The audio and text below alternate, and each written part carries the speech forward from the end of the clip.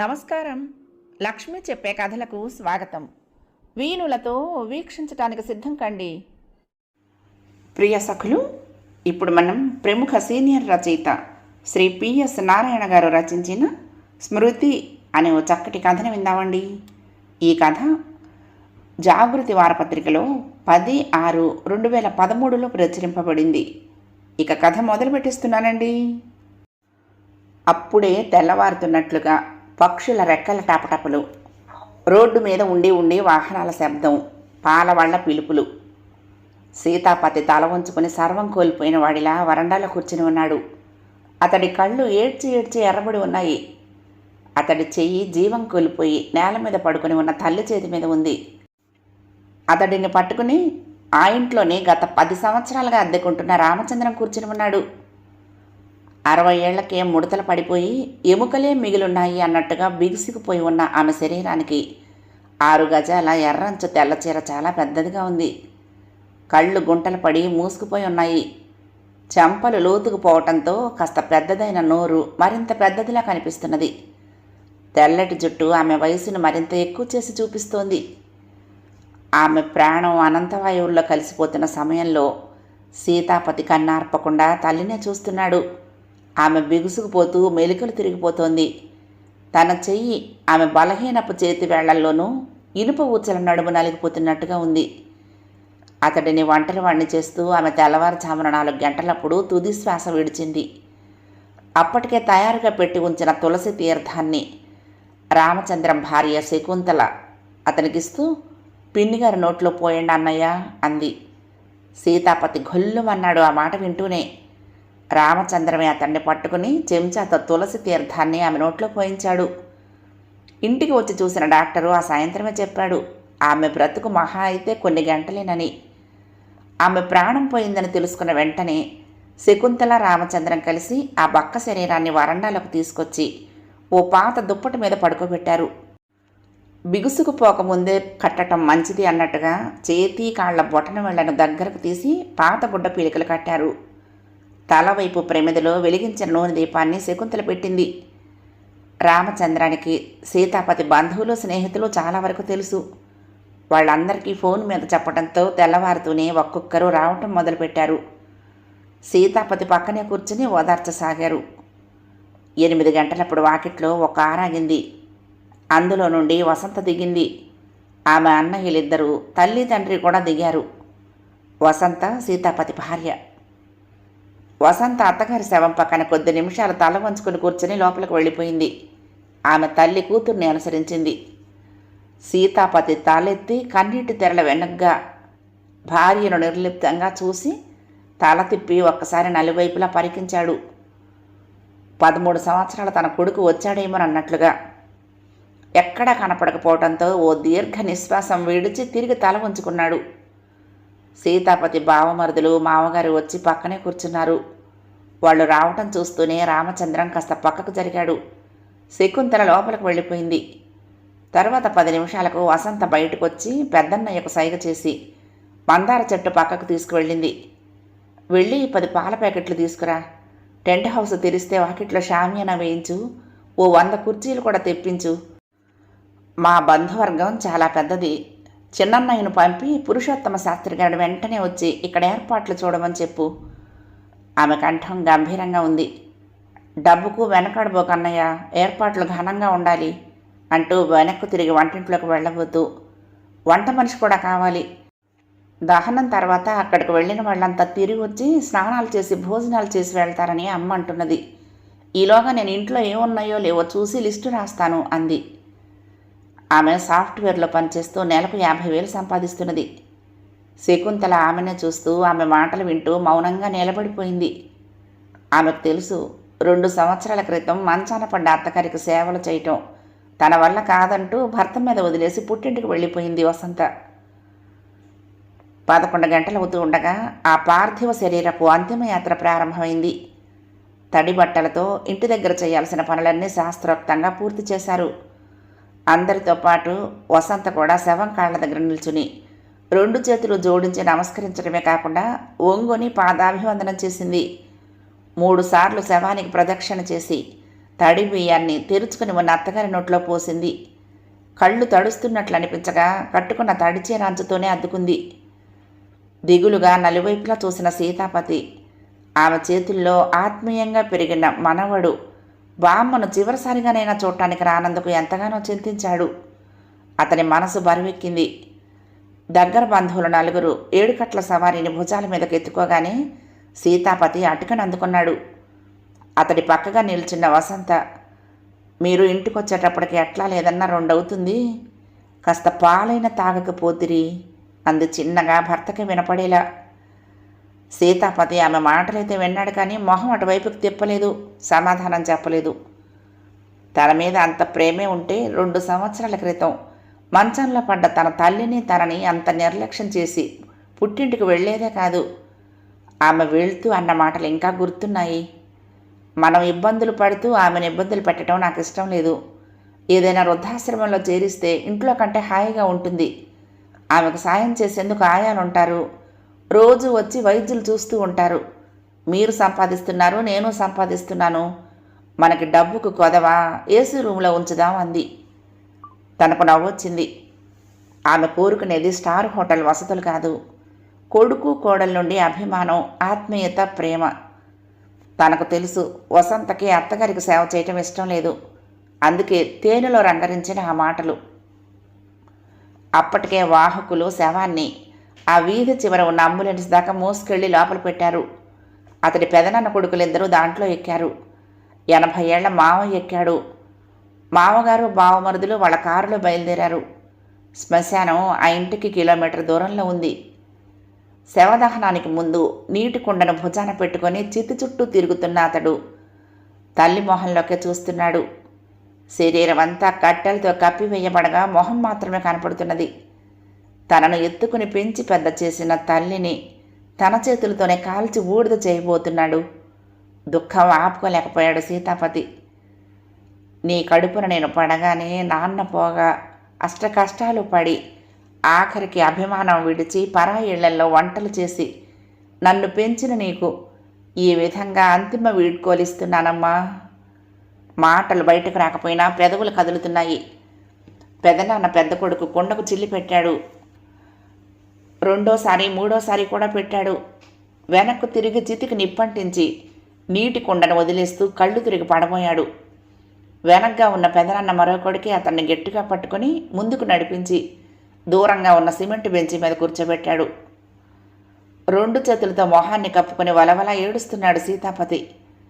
వసంత తమను వదిలి ఇంట్లో నుండి వెళ్లకుండా ఉన్నట్లయితే అమ్మ ఇంకా 10-15 సంవత్సరాలు బ్రతికుండేది. తన మూలంగా కొడుకు సంసారం విచ్ఛిన్నమైందన్న దిగులే ఆమె జీవితాన్ని అంతగా కుదించి వేసింది. ఎల్లుండి ఉదయం 8 గంటలకల్లా వస్తాను సంచయనం చేయించటానికి. నిమజ్జనానికి ఎక్కడికి వెళ్ళాలని శాస్త్రి గారు అడిగారు. కర్మ అయిన తర్వాత కాశీలో చేసి వస్తానులేండి. కర్మ అయితే 5వ రోజు మొదలు పెడదాం అన్నాడు. మా అల్లుడిని నేను కాశీ తీసుకువెళ్తానులేండి శాస్త్రి గారు అన్నాడు వాళ్ళ పక్కన నిలిచిన ఉన్న మామగారు. ఆయన మాట వినిపించుకున్నట్లుగా శాస్త్రి వైపుకు తిరిగి, మా పెదనాన్న కొడుకు వస్తాడులేండి, వీలు చూసుకుని వెళ్ళొస్తాం అన్నాడు సీతాపతి నిర్లిప్తంగా. కపాల మోక్షం తర్వాత వాళ్ళంతా ఇంటికి వచ్చేటప్పటికి 2 దాటి అరగంట అయింది. గేటు లోపల కాలు పెడుతూ ఉండగానే కొడుకు రఘు కనపడ్డాడు దిగులుగా తండ్రిని చూస్తూ. చిన్న పిల్లాడివి శవాన్ని చూసి దడుచుకుంటావు అంటూ అమ్మ రానీలేదు నాన్న అన్నాడు కొడుకు ఏడుస్తూ. మంచాన పడేంత వరకు తామిద్దరూ ఉద్యోగాలకు వెళ్తే వాడి ఆలన పాలన చూసింది తల్లే. 11 సంవత్సరాల పాటు ప్రతి రాత్రి ఆమె పక్కలోనే ఆమె మీద చేయి వేసుకునే నిద్రపోయేవాడు.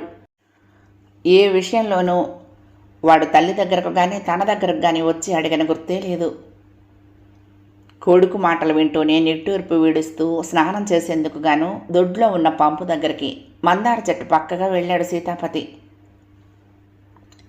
5వ రోజున కర్మ మొదలుపెట్టి శ్రద్ధగా తల్లిని తలుచుకుంటూ శాస్త్రి గారు చెప్పినట్లుగా శాస్త్రోక్తంగా చేశాడు.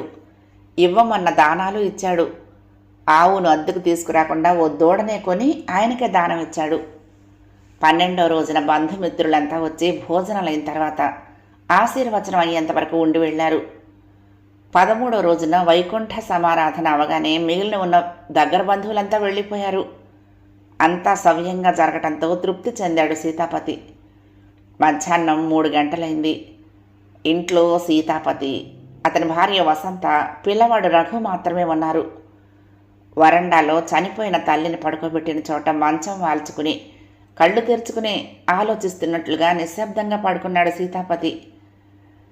తలుపు దగ్గర అలికిడవటంతో తల తిప్పి చూశాడు. వసంత వరండాలో అడ్డదిడ్డంగా ఉన్న కుర్చీలను తీసి ఒకదాంట్లో ఒకటి పెడుతున్నది. నువ్వు కూడా చీకటి పడేలోగా వెళ్ళిపోతే బాగుంటుంది కదా అన్నాడు ఆమె వంకే చూస్తూ. నేను వెళ్ళటం ఏమిటి? ఎక్కడికి వెళ్ళాలి? నుదురు చిట్లించి భర్తనే చూస్తూ అంది. ఎక్కడికేమిటి? మీ పుట్టింటికి. అక్కడికి దేనికి? మిమ్మల్ని ఇక్కడ ఒంటరిగా వదిలి వెళ్ళి నేనేం చేస్తాను అక్కడ అంది.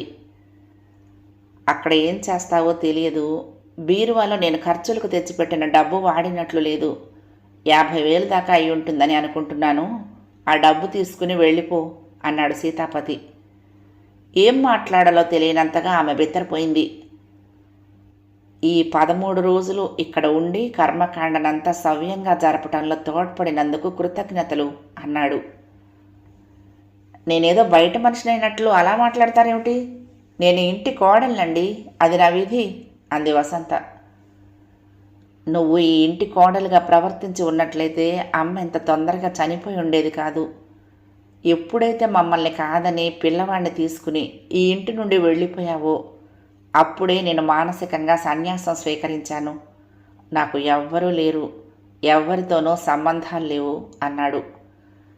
ఖస్సుమంటూ ముందుకు అడుగు వేసింది వసంత. అలా అనుకునేవారు ఈ 13 రోజులు నా చేత అడ్డమైన చాకరీ ఎందుకు చేయించుకున్నారు అంది కోపంగా. ఆమెకు ఆవేశం ఎక్కువ, కోపం ఎక్కువ. మరెవరైనా ఓ మాట అంటే అన్నది భర్త అయినా సరే భరించే ఓర్పు ఆమెకు లేదు. చనిపోయిన అమ్మ ఆత్మ ఈ 10 రోజులు ఇక్కడే తిరుగుతూ ఉంటుందనేది ఓ నమ్మకం. తను చనిపోగానే కోడలు తిరిగి ఇంటికొచ్చింది, కొడుకు సంసారం బాగుపడింది అని ఆమె ఆత్మైన సంతోషపడుతుందనే ఆశతో నిన్ను చూసి మౌనం వహించాను. నా నమ్మకం వమ్ము కాలేదు. మాసికం తర్వాత గోడ మీద పెట్టిన పిండాన్ని కాకి వచ్చి క్షణాల్లో ఎగరేసుకుపోయింది. అంటే అమ్మ ఎంత తృప్తి చెందిందన్నమాట అన్నాడు. వసంత ఎర్రబడ్డ కళ్ళతో భర్తనే చూస్తోంది. ప్లీజ్ వెళ్ళిపో. జీవితంలో నాకు కలిగించిన మనస్తాపం చాలు, ఇంకా హింసించొద్దు అన్నాడు. నేనేమి మిమ్మల్ని హింసించలేదు, మీరే నన్ను హింసించారు. పగలంతా ఆఫీసులో కొట్టుకు చచ్చి వస్తే నన్ను చూసి జాలి పడకపోగా మంచంలో పడ్డ ఆమెకు నేనే చెయ్యాలి అన్నట్లుగా శాసించారు. మీకు తెలీదా? ఏ రోజైనా నేను మీలాగా 6 గంటలకు ఇంటికొచ్చానా? ఆఫీస్కి వెళ్ళేంత వరకు వంట, ఎంత పొద్దుపోయినా ఇంటికొచ్చిన దగ్గర నుంచి వంటిల్లు. అది నువ్వు చేసుకున్నది. ఆమెకు సాయంగా మనిషిని పెట్టుకుందాం అన్నాను. ఇల్లు గొల్లవుతుందంటూ నువ్వు ఒప్పుకోలేదు. అసలు ఈ గోలంతా దీనికి ఉద్యోగం మానేయమన్నాను. ఉద్యోగం మానే ప్రసక్తే లేదంటూ భీష్మించి కూర్చున్నావు. వసంత కోపాన్ని ఆపుకోలేక ఊగిపోతున్నది. రేపో మాపో పోయే ఆమె కోసం నెలకు 50,000 వచ్చే ఉద్యోగాన్ని మానేయమంటే ఎలా మానేస్తాను? మళ్ళీ కావాలంటే అంత జీతంతో వస్తుందా అంది. విసురుగా మంచం మీద నుంచి లేచి కూర్చున్నాడు సీతాపతి. నీది నోరేనా? ఆమె లేచి తిరుగుతున్నంతకాలం నీకు నీ కొడుక్కి అడ్డమైన చాకరీ చేసింది. ఆమె మంచాన పడేంత వరకు నువ్వు ఎప్పుడైనా వంటింట్లో కాలు పెట్టావా? నీ కొడుకు చెంబుడు నీళ్లు పోసి స్కూలుకి పంపించావా? అంటే అంటే ఏంటి? ఇంటి పనులు చేయకుండా నేను బాలాదూరు తిరిగానన్నా మీ ఉద్దేశం? నా సంపాదనంతా అనుభవించింది ఎవరు? మీరు కాదా అంది. ఇంకా చాలు, ఒక్క మాట కూడా మాట్లాడొద్దు. ఇష్టం లేనప్పుడు వెళ్ళిపోవటానికి, ఇష్టమైతే ఉండటానికి ఇది వసతి గృహం కాదు. గృహస్థ ధర్మాన్ని మనసా వాచా పాటించేవారికి ఇది నివాస గృహం. సీతాపతి కంఠం కరుకుగా మారింది. కళ్లను ఎర్రచీవరలు ఆవరిస్తున్నాయి. వసంత పెద్ద పెట్టిన ఏడవసాగింది. వద్దు, ఏడవద్దు. డబ్బు సంపాదిస్తున్నాననే అహంతో పెద్దలను అగౌరవపరిచేవాళ్ళు ఏడిస్తే అసహ్యంగా ఉంటుంది. ఇంతకంటే స్పష్టంగా చెప్పడానికి నేను నీ అంత మూర్ఖుణ్ణి కాను. ఆమె ఆ అవమానాన్ని భరించలేకపోయింది. విసురుగా పెద్ద పెద్ద అంగలతో లోపలికి వెళ్ళి విడివిడిగా పడి ఉన్న ఆమె బట్టలను, పిల్లవాడి బట్టలను పెట్టె తెరిచి అందులోకి విసిరికొట్టి పెద్ద శబ్దమయ్యేలా దాన్ని మూసి చేతిలోకి తీసుకుని కొడుకును చేయి పట్టుకు లాగుతూ బయటకొచ్చింది. అప్పటి వరకు లోపలే నిలబడి వాళ్ళ సంభాషణను బిక్కుమొహం వేసుకుని వింటున్న కొడుకు, నేనిక్కడే ఉంటానమ్మా అన్నాడు తల ఉంచుకుని భయంగా. చిన్న పిల్లవాడు అని కూడా చూడకుండా వసంత కొడుకు వీపు మీద 2 దెబ్బలు బాదింది. సీతాపతి కొడుకు వంక జాలిగా చూశాడు. మనం అక్కర్లేదు దేవుడా అని ఆయన గారు అంటూ ఉంటే దేవిరించుకుని ఈ ఇంటి చూరు పట్టుకుని వేలాడతానంటావేమిట్రా? సన్యాసం ఏదో స్వీకరించారట కదా, ఇంకా నువ్వు నేను దేనికి? అలా చెప్పటానికి ఆయనకు సిగ్గు లేకపోయినా ఉండటానికి మనకు సిగ్గుండాలి. పద పద అంది. ఆ పిల్లవాడు అసక్తతతో కుడి కంటి వెంట నీరు కారుతూ ఉండగా జాలిగా తండ్రి వంక చూశాడు. ఎడమ కన్ను నిప్పులు కురిపిస్తూ ఉండగా, 2 సంవత్సరాల క్రితం నువ్వు చేసిన తప్పిదం ఎంత నీచమైందో గుర్తు తెచ్చుకో అమ్మా. వయసు మీద పడిన తర్వాత నీ పరిస్థితి ఏమిటో కూడా ఒక్కసారి ఆలోచించుకో అన్నట్లుగా తల్లి వంక చూశాడు. కథ సమాప్తం. ప్రియ సఖులు, ఈ కథ మీకు నచ్చితే తప్పకుండా లైక్ చేయండి, షేర్ చేయండి, కామెంట్ చేయండి, సబ్స్క్రైబ్ చేసుకుని నన్ను ఎంకరేజ్ చేయండి. ఉంటానండి. ప్రేమతో లక్ష్మి, కృష్ణా తీరం దుర్గమ్మ సన్నిధానం. నమస్తే.